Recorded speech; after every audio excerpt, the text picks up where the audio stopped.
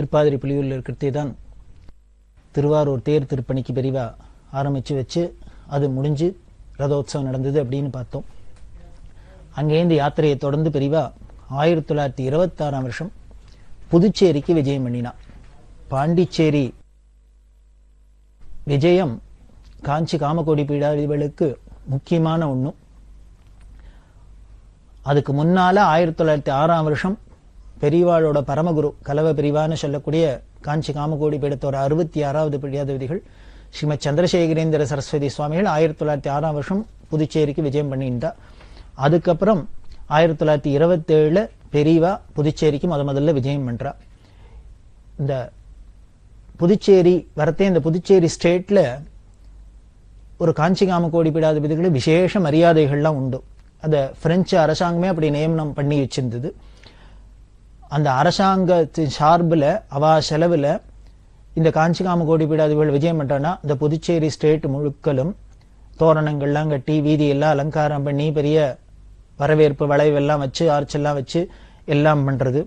அதே மாதிரி எல்லையிலேயே பீரங்கிகள்லாம் முழங்க, பேண்டு வாத்தியங்கள்லாம் முழங்க, போலீஸ் அணிவகுப்போட பிரெஞ்சு கவர்னர் அவர் மனைவியோட குடும்பத்தோட மற்றும் அந்த முனிசிபல் சேர்மன், அந்த முனிசிபல் மேயர் முதலான அரசாங்க உயர் அதிகாரிகள் எல்லாரும் வந்து பூர்ண கும்பத்தோட வரவேற்றுன்னு பெரியவாளை அந்த காமகோடி பீடாதிபதிகளை அழிச்சுன்னு போனோம் அப்படிங்கிறது பிரெஞ்சு அரசாங்கம் நியமிச்சது. அப்படிதான் பெரியவாளுக்கு இந்த வரவேற்பெல்லாம் கொடுக்கப்பட்டு அரசாங்க வரவேற்போட மரியாதைகளோட பெரியவா புதுச்சேரியில விஜயம் பண்ணினா. வேதஸ்ரேணி அப்படின்னு அதுக்கு பேர் சொல்றா. வேதம் இருந்த இடமா இருக்கு வேதச்சேரி. இங்க மெட்ராஸ்ல கூட பாத்தீங்கன்னா ஒரு வேதஸ்ரேணி வேளச்சேரி அப்படிங்கிறா. அப்படி எல்லாம் இருந்திருக்கு. வேதத்தோட காடாவே இருந்திருக்கு. வேதம் நிறைஞ்ச பூமியா இருக்கு. அதனால்தான் பலருக்கு பாரதியும் பாடின வேதம் செழித்த தமிழ்நாடு அப்படின்லாம் சொல்லி பாடியிருக்காரு. அப்படி அந்த புதுச்சேரிக்கு விஜயம் பண்ணினா பெரியவா. அந்த புதுச்சேரி யாத்திரைகள்லாம் முடிச்சுண்டு தென்னார்காடு ஜில்லாலாம் யாத்திரை பண்ணிட்டு வரத்தே வடவாம்பலம்ங்கிற இடத்துக்கு வந்தா. பன்ருட்டிக்கு பக்கத்துல இருக்கு. விழுப்புரத்துக்கும் பன்ருட்டிக்கும் நடுப்புற இருக்கு வடவாம்பலம் அப்படிங்கிற ஒரு இடம். சின்ன கிராமம். இந்த வடவாம்பலத்துக்கும் காஞ்சி காமகோடி பீடத்துக்கும் என்ன ஒரு தொடர்பு அப்படின்னா, காஞ்சி காமகோடி பீடத்துல 58வது பீடாதிபதிகளா இருந்தவர் ஸ்ரீமத் ஆத்மபோதேந்திர சரஸ்வதி சுவாமிகள் அப்படிங்கிறது அவளோட திருநாமம். அந்த 58வது பீடாதிபதிகள் ஆத்மபோதேந்திரல் சித்தியான ஸ்தலம் இந்த வடவாம்பலம்ங்கிற ஸ்தலம்.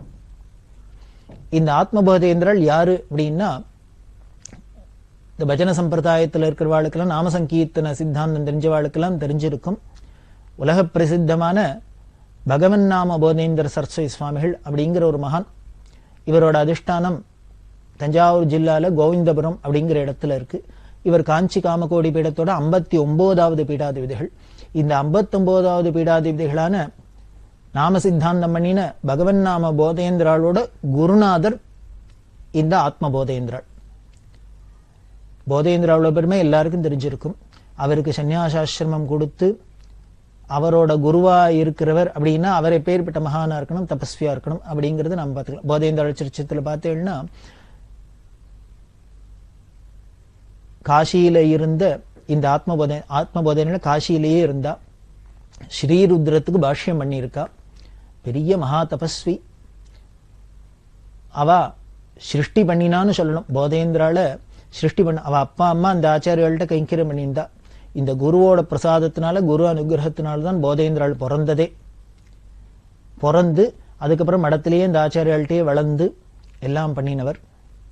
அந்த குழந்தையான அவரை கூப்பிட்டு காசியில போதேந்திராளுக்கு சந்நியாசம் கொடுத்து மந்திரோபதேசம் எல்லாம் பண்ணி நீ தெற்க போ, உனக்கு வேற வேலை காத்துன்னு இருக்கு, கலியில எல்லாரையும் கரையேற்றுறதுக்கு முக்கியமான நாம சித்தாந்தம் பண்ணணும் அப்படின்னு அவர் ஆக்ஞை பண்ணி, அவரோட ஆக்ஞை பேர்ல தான் போதேந்திராள் பின்னால தென் திசைக்கு வந்து நாம சித்தாந்தம் எல்லாம் பண்ணினா அப்படின்னு இந்த சரித்திரம் எல்லாம் போறது. இது எத்தனைக்கும் காரணமா இருந்தவர் இத்தனை நாம சித்தாந்தத்துக்கெல்லாம் குரு ஸ்ரீமத் போதேந்திர சரஸ்வதி சுவாமிகள். அப்படின்னா இந்த நாம சித்தாந்தத்துக்கெல்லாம் குருவான போதேந்திராளோட குரு, அதாவது நாம சித்தாந்தத்துக்கு பரமகுரு ஸ்ரீமத் ஆத்ம போதேந்திர சரஸ்வதி சுவாமிகள். மகா தபஸ்வி. அவர் சித்தியான ஸ்தலம். காசியிலேருந்து ராமேஸ்வர யாத்திரை வரத்தி இந்த வடவாம்பலம்ங்கிற இடத்துல தான் அவ சித்தியானதா சரித்திரம் சொல்றது மறுத்து வரலாறு. இவா கிட்டத்தட்ட 300 வருஷத்துக்கு மேல ஆயிடுத்து சித்தியாகி. அவ சித்தியான காலத்துல அந்த சன்னியாசியை ஒரு இடத்துல பூமிக்கு அடியில வச்சு மேல பிருந்தாவனமோ அதிஷ்டானமோ ஏதோ வச்சு எல்லாம் பண்ணிருப்பா. அது சம்பிரதாயப்படி எல்லாம் பண்ணிருப்பா. ஆனா காலப்போக்குல சில மாறுதல்கள்னால இந்த ஆத்மபோதேந்திரோட அதிஷ்டானம் எதுன்னு தெரியாத போயிடுத்து. காரணம், பக்கத்துல தென்பண்ணையாறு, தட்சிண பினாக்கினி அப்படின்னு சொல்லக்கூடிய பெண்ணையாறு கரையில இருக்குது. கால வெள்ளத்துல ஏதானும் பெயர்க்கலாம். தென்பெண்ணையில அப்பப்போ வெள்ளப்பெருக்கு இருக்கு வந்துனாக்க ஏதானும் அடிச்சுன்னு போயிருக்கலாம். எப்படி போச்சோ தெரியல. அடையாளம் தெரியாத அளவுக்கு இந்த ஆத்மபோதேந்திரோட சமாதி இருந்த இடம் தெரியாத போயிடுத்து. இப்ப 1927ஆம் வருஷம் இந்த வடவாம்பலத்துக்கு வந்திருக்கிறது. பெரியவா ஒரு நாளைக்கு என்ன பண்ணா, காலங்கார்த்தால தண்டத்தை தூக்கிட்டு இப்படி கிளம்பினா. அந்த ஊரு எல்லாத்தையும் கேட்டு பார்த்தா, ஜனங்கள்லாம் கேட்டு பார்த்தா, இந்த சன்னியாசி ஒருத்தரோட இருந்த இடத்துக்கு அது சமாதி அதிஷ்டானம் இருந்தாப்புல ஏதாவது நீங்க கேள்விப்பட்டிருக்கீளா, பார்த்திருக்கீளா அப்படின்லாம் கேட்டு பார்த்தா ஒருத்தருக்கும் அதை சொல்ல தெரியல. இதை எப்படியானும் திருப்பி உலகத்துக்கு கொண்டு வந்து வழி காமிக்கிறதுன்னு பெரியவா சங்கல்பமோ என்னமோ தெரியல. ஒரு நாளைக்கு கார்த்தால தண்டத்தை தூக்கின்னு கிளம்பின பெரியவா அந்த ஊர்ல உள்ள வயல் வரப்பு தோப்பு துறவு எல்லாத்திலையும் சுத்தின்டே வந்தா. ஊர் ஜனங்கள்லாமே எல்லாரும் வந்திருக்கா. வித்வான்கள்லாம் வரா, ஊர் ஜனங்கள்லாம் வரா, எல்லாரும் வரா. எல்லாத்தையும் கிட்ட இந்த இடத்துல இருக்க சான்ஸ் இருக்கும், அந்த இடத்துல இருக்கலாமா, இந்த இடத்துல இப்படின்னு பார்த்துன்னு வந்தா. எல்லாரும் இல்ல இல்ல இல்லன்னு சொல்லிட்டு வந்தா. அப்படியே சுத்தின்டே வரத்தே ஒரு வாழைத்தோப்பு. இந்த வாழைத்தோப்புல வந்தா பெரியவா.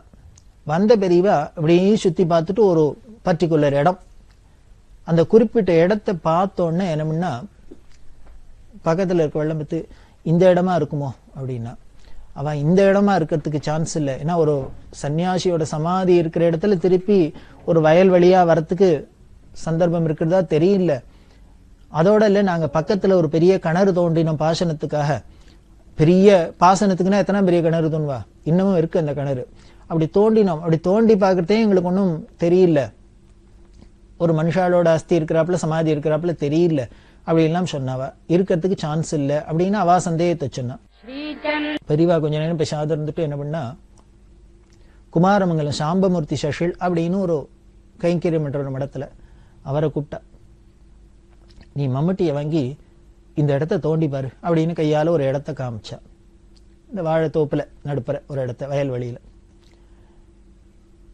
உடனே அவர் மண்மட்டியை வாங்கிட்டு வந்தார், வெட்ட ஆரம்பிச்சார். எல்லாரும் சுத்தி வர ஜனங்கள்லாம் நின்று வேடிக்கை பார்த்துட்டு இருக்கு. இப்படி கொஞ்ச நேரம் ஆச்சு. அவர் தோண்ட ஆரம்பிச்சார். தோண்டினா 1 அடி 2 அடி 3 அடி 5 அடி 10 அடி 15 அடி இப்படி போயிட்டு இருக்கு. இப்படி ஒரு குறிப்பிட்ட அளவு ஆழம் போனோன்னு திடீர்னு ஒரு ஆச்சரியம் நடந்தது. என்னன்னா, அந்த தோண்டி இந்த மண்மட்டியை வச்சு தோண்டி தோண்டி மண்ணை போட்டு இருக்காரு இல்லையா, அந்த குமாரமங்கல சாஸ்திரிகள் என்ன பண்ணினா, நிறுத்து நிறுத்து நிறுத்து, சதாசிவம் சதாசிவம் சதாசிவம் அப்படின்னர். மூர்ச்சையா விழுந்துட்டார். அப்போ ஒரு மம்மட்டியை வச்சு இப்படி தோன்றதுக்கு பூமியில தட்டுவாடுல தட்டுறது டங்குன்னு சத்தம் கேட்டுது. பார்த்தாக்க அந்த சமயத்துலதான் இவர் இது மாதிரி நிறுத்து நிறுத்து தோண்டாத சதாசிவம் சதாசிவம் சொல்லிட்டு மூர்ச்சையா விழுந்துட்டார். பார்த்தா வெள்ள வெளுக்க மல்ல கபால ஹஸ்தி தெரிய ஆரம்பிச்சது, மண்டையோடு தெரிய ஆரம்பிச்சது. இது தெரிய ஆரம்பிச்சதோ இல்லையோ, இந்த சாம்பமூர்த்தி சாஸ்திரிலும் மூர்ச்சையா விழுந்தோன்னு என்ன பண்ண பெரியவா, இந்த இடம்தான் அடையாளம் வச்சுக்கோ அப்படின்னா மற்றபடி எல்லாத்தையும் ஏற்பாடு பண்ணலாம் அப்படின்ட்டு இவா பூஜைக்கு போயிட்டா. ஸ்நானத்துக்கு பூஜைக்கு போயிட்டா.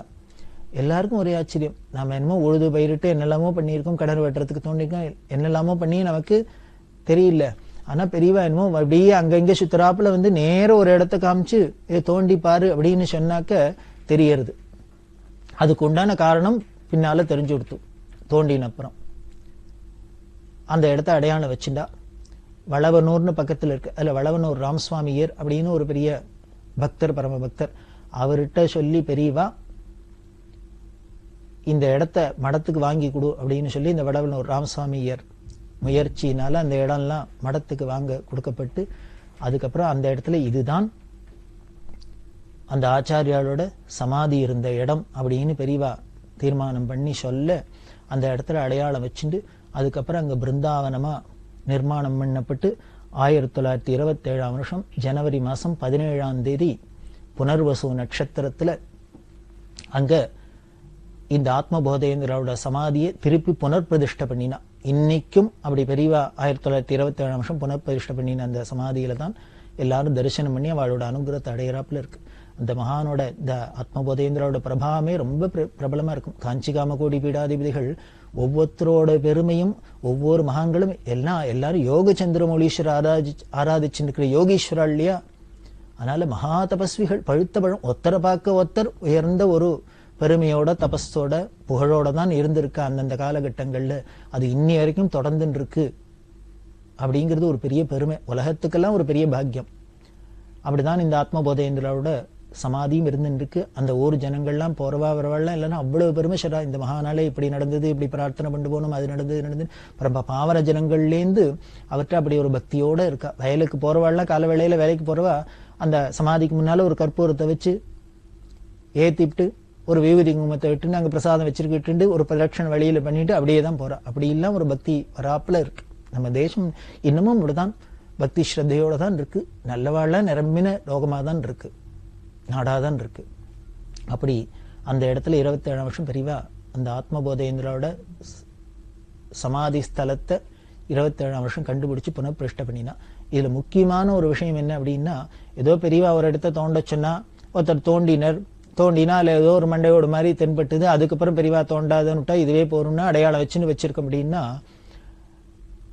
இதெல்லாம் ஒரு பிரமாணமா வச்சுன்னு நம்ம பண்ண முடியுமா அப்படின்னா, இதுக்கு மேல பிரமாணம், இது சத்தியம் அந்த இடம் தான் அப்படிங்கிறதுக்கு சாட்சி என்னன்னா, இந்த குமாரமங்கலம் சாம்பமூர்த்தி சஷ்யல் மூர்ச்சியா விழுந்தாரோ இல்லையோ தோண்டின்னு இருக்கிறது. அப்ப என்ன சொல்லிட்டு விழுந்தார்? நிறுத்து நிறுத்து நிறுத்து, சதாசிவம் சதாசிவம் சதாசிவம் அப்படின்னு சொல்லிட்டு விழுந்தாரோ இல்லையோ. அவர் மூர்ச்சியா விழுந்துட்டார். அதுக்கப்புறம் மூர்ச்சை தெளிஞ்ச உடனே கூப்பிட்டு பெரியவா எல்லாரும் விசாரிக்கிறார். நீ தோண்டிண்டே இருந்தவன் திடீர்னு அந்த இடம் வந்தோடனே ஏன் என்னமோ கத்திண்டு விழுந்தையே, ஏனால மூர்ச்சியா விழுந்த அப்படின்னா, அப்ப சாம்பமூர்த்திகள் சொன்னதுதான் ரொம்ப ஆச்சரியமான விஷயம்.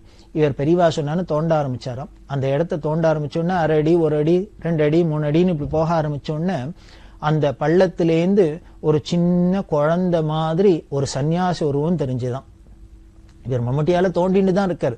தோன்றதே என்னன்னா பார்த்தாக்கா அதுல இருந்து ஆவிர் பவிக்கிறாப்புல ஒரு குழந்தை உருவமா ஒரு சன்னியாச உருவம் தெரியுது. இவர் பள்ளம் ஜாஸ்தி ஆக தோண்ட தோண்ட என்னன்னா அந்த உருவமும் பெருசாயிண்டே வருது. குழந்தையா தெரிஞ்சது உடனே இப்படியாச்சு இப்படியாச்சு இப்படியாச்சு பெருசா தோன்றது. அந்த கபாலத்துக்கிட்ட இவர் போய் மண்வெட்டி பட்டோ அந்த க்ஷணம் என்ன எடுத்தினர், ஆகாசத்துக்கு பூமிக்குமா அந்த சந்நியாச ரூபம் விஸ்வரூபம் எடுத்தாப்புல நிக்கிறது. பார்த்தா சர்வாங்க விபூதி ருத்ராட்சம் காஷாய தண்டத்தோட அப்படியே ஈஸ்வர ஸ்வரூபமா ஒரு எதிகளோட ஸ்வரூபம் ஏத்தாப்புல இருக்கு. அவர் சதாசிவம் சதாசிவம் சதாசிவம்னு ஜபம் பண்ணிட்டு இருக்காரு. அவருக்கு முன்னால 100கணக்கான வேத வித்துக்கள்லாம் உட்காந்து உபனிஷத் பாராயணம் பண்ணிட்டு இருக்கிறா. இத சீனெல்லாம் இந்த சாம்பமூர்த்தி சாஸ்திரிகளுக்கு தரிசனம் தெரியறது. அந்த ஜபம் பண்ணிட்டு சதாசிவம் சதாசிவம்னு சொல்லியிருந்தாரோ இல்லையோ, அப்படி ஜபம் பண்ணிட்டு இருக்கிற எய்தாப்புல உபனிஷத் பாராயணம் பண்ணிக்க நிறுத்து நிறுத்து நிறுத்து சதாசிவம் சதாசிவம் சதாசிவம் அப்படின்னு சொல்லி இருக்கார். அதையே தான் இந்த சாம்பமூர்த்தி சாஸ்திரிகளும் நிறுத்து நிறுத்து நிறுத்து சதாசிவம் சதாசிவம்னு சொல்லிட்டு மூர்ச்சியா விழுந்துட்டார். இப்போ சொன்னார். அதனால அவர் சொல்லியிருந்தார் சதாசிவம் சதாசிவம் நிறுத்து நிறுத்துன்னு எய்தாப்புல இருக்கிறவளை பார்த்து நானும் அதையே சொல்லியிருக்கேன் போல இருக்கு. அதை பார்த்து காதுல வாங்கி நிறுத்தினால நானும் அப்படியே சொல்லியிருக்கேன். அதுக்கப்புறம் என்ன நடந்ததுன்னு எனக்கு தெரியல, பிரக்ஞை இல்லை, நான் விழுந்துட்டேன் அப்படின்னு. எல்லாருக்கும் ஆச்சரியம். பெரியவா காமிச்ச இடத்துல எப்படி விஸ்வரூபம் எடுத்துன்னு ஒரு சன்னியாச ரூபம் தெரியறது, ஒரு மகானோட தரிசனம் கிடைக்கிறது அப்படின்னு. ஏதோ 300 வருஷத்துக்கு முன்னால அவர் இருந்தார், ஒரு பீடாதிபதியா இருந்தார், ஒரு சன்னியாசியா இருந்தார், அவர் சித்தியானர். அவரோட சரீரத்தை தூக்கி ஒரு இடத்துல பூமிக்கு அடியில வச்சு புதைச்சா, மேல ஏதோ பிருந்தாவனம் கட்டினா, ஒரு அதிஷ்டானத்தை வச்சா அப்படின்லாம் நமக்கு தோன்றது. ஆனா இங்க பாருங்க, 300 வருஷத்துக்கு அப்புறமும் அந்த இடத்தை தோண்டி பார்த்தா அந்த இடத்துல ஆகாசத்துக்கு பூமிக்கும் விஸ்வரூபத்தோட அந்த மகானோட தரிசனம் கிடைக்கிறது. அப்படின்னா மகான்களோட சமாதிக்கெல்லாம் போறதே நாம எவ்வளவு ஜாகிரதையா இருக்கணும்ங்கிறது இது நமக்கு உணர்த்துறது. ராமசாமியர் தான் பெரியவா சொல்லி இந்த இடத்தெல்லாம் வாங்கி கொடுத்து மடத்துக்கு இன்னைக்கு அது அந்த அதிஷ்டானமா இருந்துட்டு இருக்கு. அந்த ராமசாமியர் குடும்பத்துல அவ சந்ததி டாக்டர் கோவிந்தன் அப்படின்னு பேரு, மெட்ராஸ்ல பிரபல டாக்டரா இருந்தவர். அவளும் தொடர்ந்து கைங்கரியம் இருந்தா. அவளுக்கு ஒரு ஆசை, அது அந்த வளவனூர் அந்த வடவாம்பலம் கிராமங்கிறது கொஞ்சம் உள்ளுக்குள்ள தள்ளி இருக்கு இந்த மெயின் ரோட்ல இருந்து.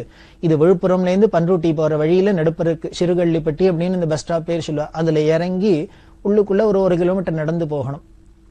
இன்னைக்கும் தீவிர ஒரே வயல் வரப்பா தான் இருக்கு, தோப்பா தான் இருக்கு. இந்த மெயின் ரோட்ல இருந்தே இந்த உள்ளுக்குள்ள மாதிரி ஒரு மகானோட அதிஷ்டானம் இருக்கு, அதை எல்லாரும் வந்து தரிசனம் பண்ணி அனுகிரகம் அடையணும் அப்படின்னு இந்த பக்தாளுக்கெல்லாம் ஆசைப்பட்டு ஒரு பெரிய ஆர்ச்சி வேணா போடலாம் அப்படின்னு ஆசைப்பட்டு பெரியவாள்கிட்ட உத்தரவு கேட்டாலும். அப்ப பெரியவா சொன்னா, ஐயோ அவரை ஏண்டா எல்லாத்தையும் காமிச்சு கொடுக்குற, அவர் பாட்டுக்கு ஏகாந்தமா தபஸ் பண்ணிட்டு இருக்கார், இப்படி ஆர்ச்சி கரிச்சு போர்டெல்லாம் போட்டு எல்லாரையும் கூப்பிட்டு இங்க கூட்டம் கூடணுங்கிற அவசியம் இல்லை அப்படின்னு பெரியவா சொன்னாலும். அவர் சொன்ன, இல்ல இப்படி ஒண்ணு இருக்குன்னு தெரிஞ்சாதானே, ஒரு ஏதாவது குறிப்பு சொன்னாதானே எல்லாரும் போய் தரிசனம் பண்ணுவா, பார்க்க முடியும். இந்த இடத்துல ஒரு போர்டையோ கொடையோ ஏதோ ஒண்ணு ஆர்ச்சிரிச்சு பார்த்தா தானே இந்த இடத்துல ஏதோ இருக்கார் சுவாமி இருக்கார் போகலாம் அப்படின்னு தோணும். அதுக்காக சொல்லறதுக்கு தானே போடுறது அப்படின்னாலும். அதுக்கு பெரியவா சொன்னாலும், நீ இப்படி எல்லாம் போட்டு அவர் இங்க இருக்காருன்னு எல்லாரையும் ஜனங்களை அங்க அனுப்பணுங்கிற அவசியம் இல்லை. யாரார கூப்பிட்டு தரிசனம் கொடுத்து அனுகிரகம் பண்ணணும்னு அந்த ஆச்சாரியாளுக்கு தோன்றதோ, யாருக்கெல்லாம் அந்த பாக்கியம் இருக்கோ அவளை வரவழிச்சு அவரே கொடுப்பார். மகான்களோட அனுகிரகத்துல ஈஸ்வராங்கத்தை எப்படி அடையணும்னு நம்ம போய் போய் போய் போய் போய் அவளை தொந்தரவு பண்ணணுங்கிற அவசியமே இல்லை. நமக்கு அனுகிரகம் பண்ணியே தீர்றது அப்படின்னா நாம எங்க இருந்தாலும் விடாந்தோடனே நம்மளை கூப்பிட்டு போய் அவ நமக்கு அனுகிரகம் பண்ணிடுவா.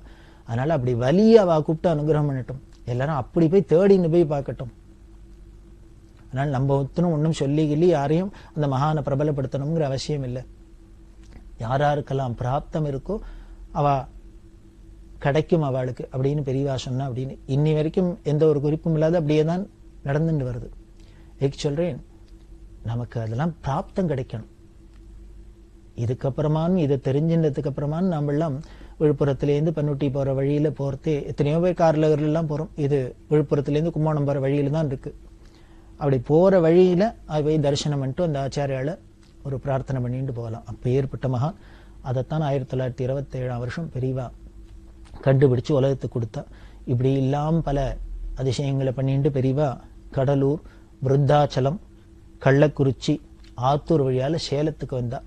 விருத்தாச்சலத்துக்கு பெரியவா வந்தா. விருத்தாச்சலம் பெரிய க்ஷேத்திரம், விருத்தகிரீஸ்வரர் சுவாமி. விருத்தாச்சலம் இந்த வடவாம்பலத்துல ஆத்மபோதேந்திரான்னு சொன்னமே, ஒரு இன்ட்ரெஸ்டிங் விஷயம் என்னன்னா, இந்த வடவாம்பலத்துல சித்தியான இந்த ஆத்மபோதேந்திரோட பிறந்த ஊர் விருத்தாச்சலம். விருத்தாச்சலத்துல பிறந்து காஞ்சிகாமகோடி பீடாதிபதிகளை அலங்காரம் பண்ணி அப்புறம் இந்த வடவாம்பலத்துல சித்தியானதா அவளோட சரித்திரம் சொல்றது. விருத்தாச்சலம் முதலான ஊருக்கெல்லாம் போயிட்டு பெரியவா சேலத்துக்கு போனா. அந்த சேலத்துல ஒரு இஸ்லாமிய பக்தர், அவர் பெரியவா மேல இந்த பந்தனம் அப்படின்னு சொல்ல, லிங்க பந்தனம், நாகபந்தனம், மயூர பந்தனம் அப்படின்லாம் சொல்றா இல்லையா, இத மாதிரில கவிதையெல்லாம் எழுதினார். எதுலன்னா சமஸ்கிருதத்துல. சமஸ்கிருதத்துல அவர் பெரிய கவிதையெல்லாம் எழுதினு ஒரு இஸ்லாமிய பக்தர் வந்து பெரியவாள்கிட்ட தரிசனம் பண்ணிட்டு இதெல்லாம் அர்ப்பணம் பண்ணின. பெரியவா மேலேயே எழுதின கவிதைகள். பெரியவாளுக்கு ஒரே ஆச்சரியம், ஒரு இஸ்லாமியரா இருந்துன்னு எப்படி உனக்கு சமஸ்கிருதத்துல ஒரு கவிதை எழுதுற அளவுக்கு, அதுவும் இந்த பந்தனம் பண்ற கவிதையெல்லாம் எழுதுற அளவுக்கு பாண்டித்யம் இருக்கே, எப்படி உனக்கு இது பரிச்சயமாச்சு கிடைச்சது அப்படின்னா, அவர் தன்னோட குடும்ப பாரம்பரியத்தை சொன்ன. இல்லை, எங்க குடும்பத்துல எல்லாருமே பெரிய, எங்க தாத்தா அப்பா எல்லாமே பெரிய சம்ஸ்கிருத வித்வான்கள், அப்படி பரம்பரையா வந்ததுதான் எனக்கும் இந்த வித்தை அப்படி இல்லாம சொல்லி பெரியவாளை பார்த்தோன்னு எனக்கு ஈஸ்வரனா தோன்றது, அவளுக்கு கவிதை பாடணும்னு தோணித்தான், அதனால எழுதினு வந்து அர்ப்பணம் பண்ணி அப்படின்னு. பெரியவா ரொம்ப அவரோட ஏகாந்தமா அவருக்கு தரிசனம் கொடுத்து அவரோட அளவலாவின்ட்டு, இதே மாதிரி இன்னும் உங்க பரம்பரையில இதை தொடர்ந்து வராப்புல பண்ணி இந்த வித்தையை விட்டுடாதீங்கோ அப்படின்லாம் சொல்லி பெரியவா பண்ணா. எப்படிலாம் இருக்கு பாருங்களேன், ஆச்சரியமா. எந்த இடத்துல யாரு என்ன இருக்கும்னே நம்மளால அனுமானிக்க முடியல, யோகிக்க முடியல. பெரியவா யாத்திரையில என்னென்ன இருக்கு, எங்கெங்க என்னென்ன விசேஷம் இருக்குங்கிறது கோவில் குளத்தோட பெருமையெல்லாம் சொல்றது இல்ல, மனுஷாளுக்குள்ளேயே இப்பேற்பட்ட பக்தாள்லாம் இருக்கா, எத்தனை ரத்தனங்கள்லாம் இருக்கு, எவ்வளவு சாதுக்கள்லாம் இருக்கு அப்படிங்கறத உலகத்துக்கு தெரியறாப்புலயே பண்ணிட்டு வராப்புல இருக்கு.